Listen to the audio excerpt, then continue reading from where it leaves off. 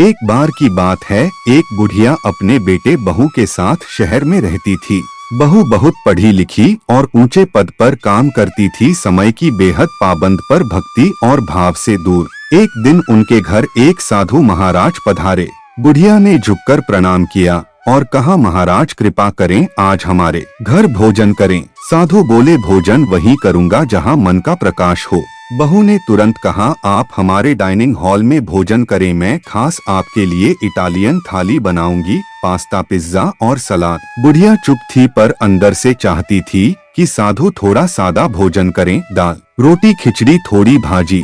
साधु मुस्कुराए और बोले, मैं रसोई में ही भोजन करूंगा जहां सबसे ज्यादा सच्चाई होगी। साधु पूरे घर में घूमे और अंत में आंगन की ओर बढ़े। वहाँ एक पुरानी सी रसोई थी जहाँ एक छोटी सी लड़की घर में काम करने वाली अनपढ़ बच्ची तुलसी के पास दीपक जलाकर बैठी थी और श्री राम जय राम का जप कर रही थी। उसने बड़े प्रेम से साधु के लिए सादी खिचड़ी बनाई और एक दो रोटी पर देसी घी लगाकर परोसी। साधु वहीं बैठ गए और बोले, जहाँ प्रेम हो वहाँ प्रसाद होता है, जहाँ दिखावा हो वहाँ स्वाद भी फीका लगने लगता है। बहू स्तब्ध रह गई। उसने कहा, महाराज मैंने इतने पकवान बनाए फिर भी आपने उस बच्ची का भोजन क्यों लिया?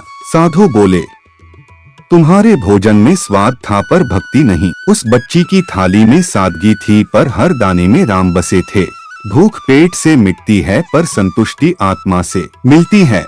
कहानी का निष्कर्ष, भोजन हाथ से नहीं भाव से बनता है और जहाँ भाव में प्रभु का नाम हो वहीं भोजन भोग बन जाता है। भक्ति पढ़ाई से नहीं मन की सच्चाई से आती है। बोलो जय श्री राम।